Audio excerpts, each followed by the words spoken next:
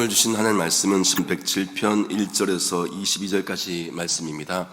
한 절씩 교독하시겠습니다. 여호와께 감사하라. 그는 선하시며 그 인자심이 영원하미로다. 여호와께 구속함을 받은 자는 이같이 말할지어다.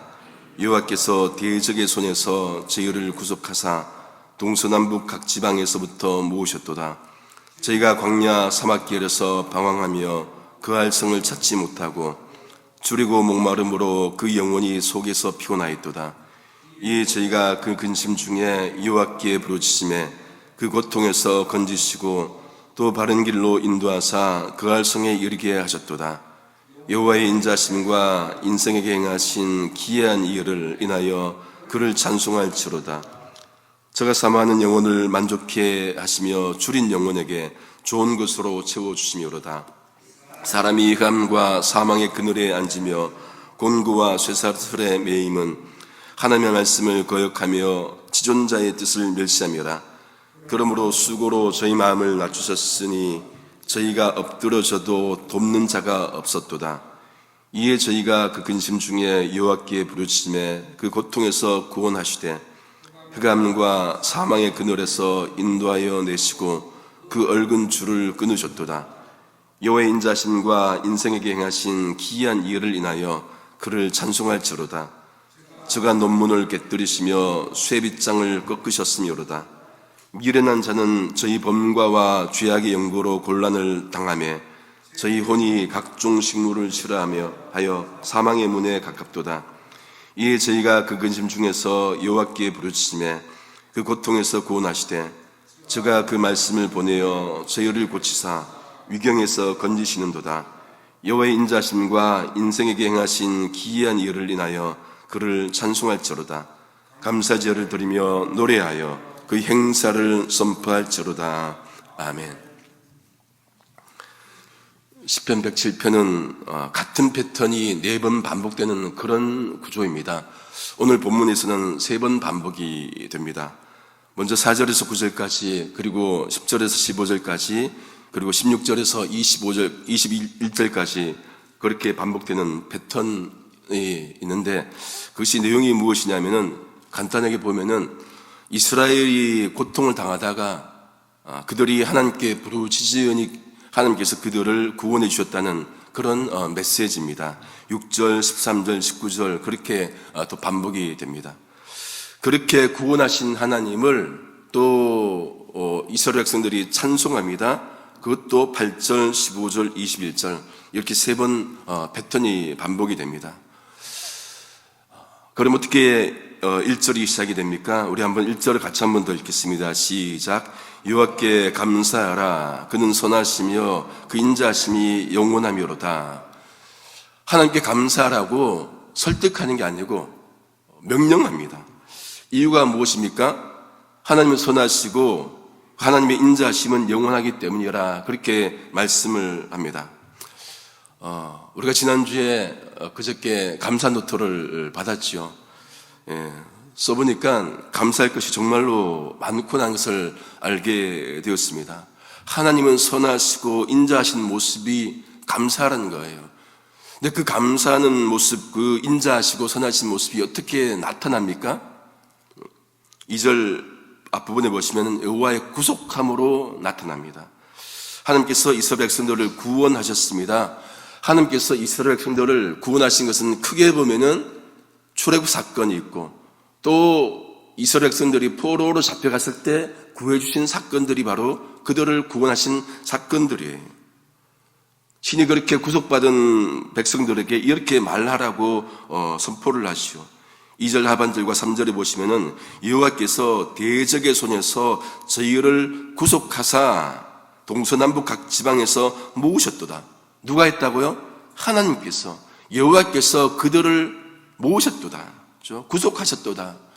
여러분, 하나님께서 구속하시는데, 하나님께서 모으시는데 누가 백성들을 잡을 수 있겠습니까?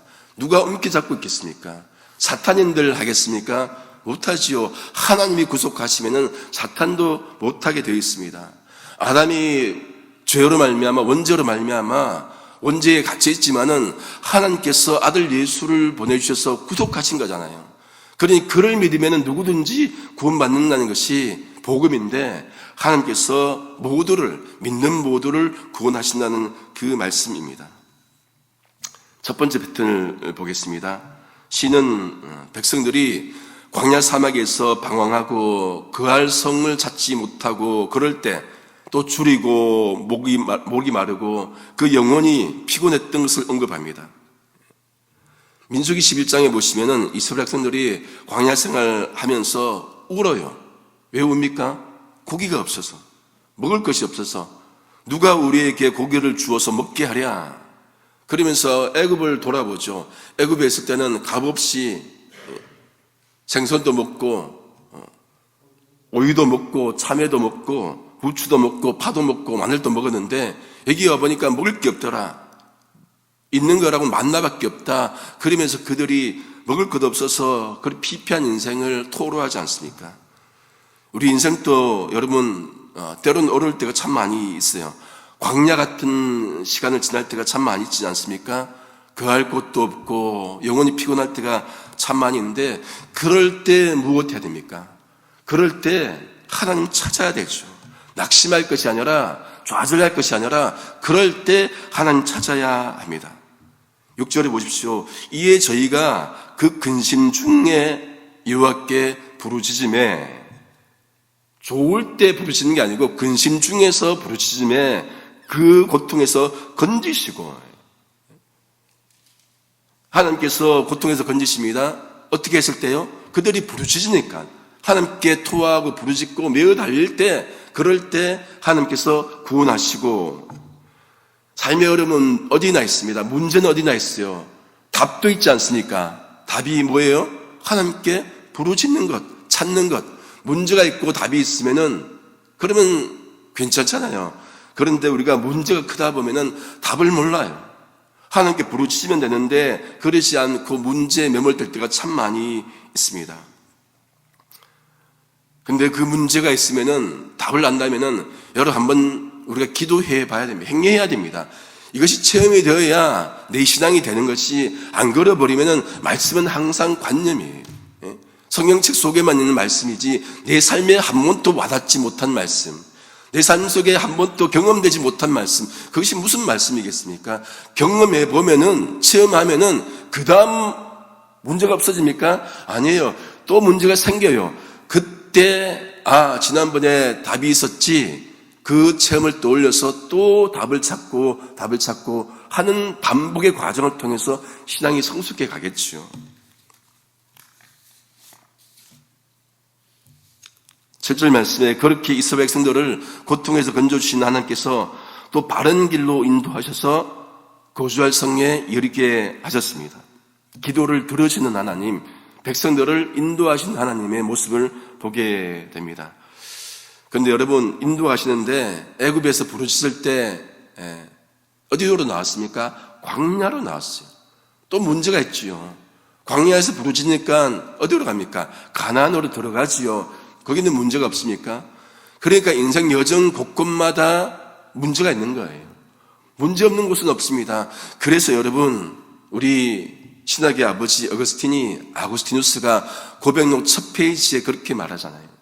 우리 인생은 하나님의 품에 안기기 전까지 레스트리스, 안식이 없습니다. 참된 안식이 없습니다.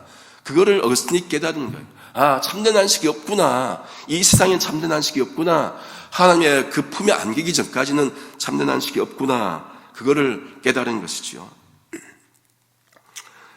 그래서 8절에 그렇게 인생을 인도하시는 그 하나님께 어떻게 합니까? 찬송할지라. 그렇게 이제 권면을 합니다. 그리고 9절에 저가 사모하는 영혼을 만족해 하시며 줄인 영혼에게 좋은 것으로 채워주심이로다.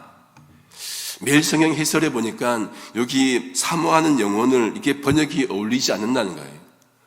뒤에 줄인 영혼이 나왔으니까 앞에는 말라버린 영혼, 목마른 영혼, 이렇게 번역이 되어야 뒤에 것하고 이어진다는 것이죠. 어쨌든 사모하는 영혼, 목이 마른 영혼, 말씀에 굶주린 영혼, 그 영혼을 하나님이 채워주십니다. 말씀에 대한 사모함, 말씀에 대한 목마른 말씀에 대한 갈급함이 우리 속에 있어야 되죠. 여러분, 말씀 정말로 사모해야 됩니다. 그 어떤 것보다도 말씀 사모해야 되죠. 예? 교회 여러 가지 이열이 있지만 가장 중요한 것은 말씀이에요. 말씀 붙잡고 말씀의 경험을 해보고 말씀이 나를 살리는구나, 그 말씀이 심장에 붙어 있어서 그 말씀으로 살아가야 되는 것, 그게 말씀이 오늘 주시는 것 아니겠습니까? 갈급한 영혼들이 우리 속에 있어야 되죠. 두 번째 패턴입니다. 10절 이하에 보시면은 사람이 흑암과 사망의 그늘에 앉으며 곤고와 쇠사슬에 매임은 하나님의 말씀을 어떻게 했다고요? 거역하여. 그들이 그렇게 된 것은 말씀을 거역했기 때문에 지존자의 뜻을 멸시했기 때문이라. 말씀을 거역하고 지존자의 뜻을 멸시하니까 어떻게 됩니까? 돌아오는 것은 고난밖에 없습니다. 신명기 28장 주제가 이거잖아요. 단순합니다. 한 말씀을 따르면은 복받고, 받지 않으면은, 따르지 않으면 저주받고. 물론 여러분, 우리가 살아갈 때 단순하게 사실 보면 안 되죠. 누가 고통당하거나 아픔 있을 때 그 사람이 잘못했기 때문에 반드시 이어지는 원인 결과가 있는 건 아니에요. 그런데 기본 원칙은 그렇다는 것이죠. 신명기 28장 15절입니다. 네가 만일 네 하나님 여호와의 말씀을 순종하지 아니하여 내가 오늘날 내게 명하는 그 모든 명령과 규례를 지켜 행하지 아니하면 이 모든 저주가 내게 임하고 내게 미칠 것이니. 그렇게 말씀 순종하지 않는 모습 속에서 고통이 있는 것이죠. 12절에 보니까 그러므로 수고로 저희 마음을 낮추셨으니, 개역개정으로 보면요, 그가 고통을 주어 그들의 마음을 겸손하게 하셨으니 저희가 엎드려져도 돕는 자가 없었도다. 고통을 주신 이유는 어떻게 해요? 그들로 하여금 겸손하도록 하기 위해서. 말씀 듣지 않고 교만한 이들에게 고통 주신 이는 낮추도록 하기 위해서 그렇습니다. 아무것도 아닌 존재구나. 그렇죠? 우리는 아무것도 아닌 존재지요. 돕는 자도 없습니다. 사람은 사람을 도울 수가 없어요, 여러분. 세울 수 없습니다. 도움의 손길은 위에서 옵니다. 시편 121편 1절 2절에 내가 산을 향하여 눈을 들려라. 나의 도움이 어디서 올고 나의 도움이 천지를 지으신 여호와에게서로다. 도움이 하나님에게서 온다는 거예요. 그래서 13절 14절에도 이에 그들이 환난 중에 여호와께 부르짖으니 하나님께서 그들의 고통에서 구원하시고 흑암과 사망의 그늘에서 인도해 내시고 그들을 얽어맨 줄을 끊으셨도다. 도움의 손길은 항상 위에서 옴을 우리가 깨닫는다면은 부르짖고 매어달리고 기도하고 그럴 때 하나님께서 도와준다고 말씀을 합니다. 두 번째 패턴도 15절에 보면은 찬송하자 그러면서 이제 끝을 맺게 됩니다. 이제 세 번째 패턴 17절부터 보시면은 또 문제가 등장을 합니다. 17절에 보시면은 미련한 자는 저희 법문과와 죄악의 연고로 곤란을 당하며, 그렇게 곤란당하는데 18절에 보시면은 저희 혼이 각종 식물을 싫어하여, 세 번역으로 보시면은 반막까지 이뤘으니 사망의 문에 가깝도다. 세 번역으로 보시면은 이미 죽음의 문턱에까지 이르렀도다. 미련한 자이니까 하나님을 떠난 죄악의 길을 걷게 됩니다. 연쇄 반응처럼 따라와요. 이것 때문에 그 다음에 이거고. 여기에 대처하는 바른 태도가 무엇입니까? 19절 말씀에 이에 저희가 그 근심 중에서 어떻게 해요? 고통 때문에 여호와께 부르짖음해. 또 똑같이 반복되는 게 뭡니까? 근심 중에 부르짖는 것, 고통 중에 부르짖는 것. 여기에 여러분 공식이 되어야 됩니다. 여기에 그냥 우리도 모르게 내가 고통 중에 있구나, 아픔 속에 있구나, 그건 부르짖는 거예요. 그가 그들의 고통에서 그들을 구원하시되, 개역개정으로 보면 그가 그들의 고통에서 그들을 구원하시되, 하나님이 그들을 구원하신다는 얘기예요. 주체가 하나님이십니다. 우리가 아니에요. 사람이 아니에요. 하나님이 구원해 주신다. 다시 뭡니까? 기도예요. 예레미야 예가 2장 18절 19절에 보시면은 세 번에 오르시면 이렇게 말씀합니다. 멸망하는 예루살렘을 보고 기도하라고 권면합니다. 도성 시온의 성벽아 큰 소리로 주님께 부르짖어라. 밤낮으로 눈물을 강물처럼 흘려라. 쉬지 말고 울부짖어라. 내 눈에는 눈물이 그치게 하지 말아라.